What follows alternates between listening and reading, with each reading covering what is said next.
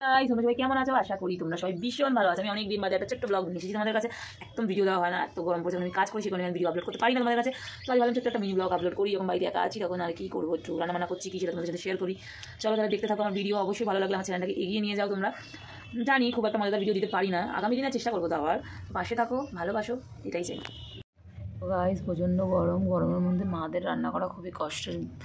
যারা যারা রান্না করে খুবই কষ্টের কথা, দুঃখের কথা কী বলবো। তো আমি ফার্স্ট টাইমে ডাল সিদ্ধ করে নিলাম, ডালটা করছিলাম। তো তারপরে আমি দুটো বিট নিয়ে বিটের জুস করে খেয়ে নিলাম, কারণ বিটের জুস খাওয়া খুব ভালো। সপ্তাহে 2 দিন খেলেও হিমোগ্লোবিন হয়, তো আমার রক্তের খুব অভাব আছে শরীরে।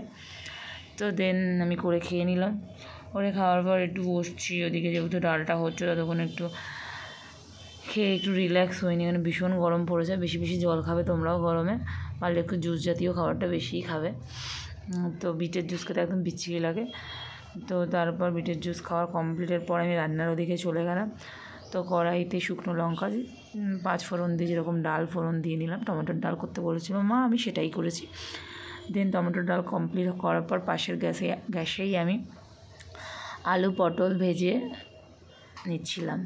তো দেখতেই পাচ্ছ ডালটা কমপ্লিট হয়ে গেছে, ডালটা ফুটে গেলে আমি নামিয়ে দেবো।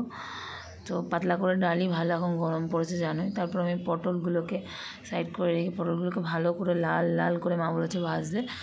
পটল যদি লাল লাল না করে ভাজি তো খেতে ভালো লাগবে না, যেহেতু আজকে আমাদের নিরামিষ, একটু মাখা মাখা হবে।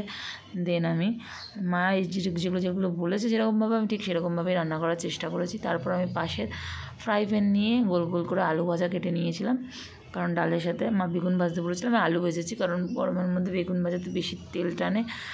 তো সেই কারণে আমি আলু ভেজে ফেললাম। তারপর আমি পটলের আলু ভেজে পটল মশলা দিয়ে পটলের তরকারিটা কমপ্লিট করলাম, একদম কষা কষা, তোমরা দেখতেই পারবে। তো তরকারিটা দেখে বলবে যে কেমন হয়েছে। আমি একটু হালকা তরকারি পছন্দ করি, বাট মা বলে গেছে একটু মাখা মাখা করতে, যেহেতু আজকে ফ্রাইডে শুক্রবার, তো নিরামিষ, কারণ নিরামিষ তরকারি একটু মাখা মাখা ভালো লাগে। তো আমি মায়ের মতন করেই করলাম। তারপর আমার আলু ভাজাও দেখো কমপ্লিট হয়ে গেছে। তো ফ্রেঞ্চ ফ্রাইয়ের মতন খেতে খুব ভালো লাগে এরকম টাইপের আলু ভাজা। আমি গোল গোল করেই করলাম, লম্বা লম্বা করে কেটে করার মতন সময় নেই, কারণ আরও অনেক বাকি কাজ আছে। দেন আমার তরকারি কমপ্লিট হয়ে গেছে। দেখো তরকারিটা গরম মশলা দিয়ে নামিয়ে নিয়েছিলাম। তরকারিটা দেখে তোমাদের কেমন লাগছে? এই যে আলু ভাজা, ভাত তো আগেই হয়ে গেছিলো, এই যে ডাল। তারপর আমি আমাদের বিড়ালদের ভাত মেখে খাইয়ে দিলাম, কারণ সব লাইন দিয়েছে, এক করে খিদে পেয়ে গেছে ওদের। সকালে আজকে ভাত খাইনি, কারণ ওদের সকালে ভাত খাওয়ার অভ্যাস। তো এখন একবার দিয়েছি, আবার দুপুরবেলা 2-2:30টার সময় আবার একবার দিতে হবে। গাইস আমার রান্না কমপ্লিট, এখন আমি বাসন মাজবো, দেন আমি স্নান করবো, স্নান করে আমি পুজো দেবো, দেন আমার কমপ্লিট লাঞ্চ করে নেবো, ব্যাস এটুকুই ব্লগ আজকের মতন। চলো টাটা, ভালো থেকো, ভীষণ গরম পড়েছে, বেশি বেশি জল খাও, সবাই সুস্থ থেকো, চলো টাটা।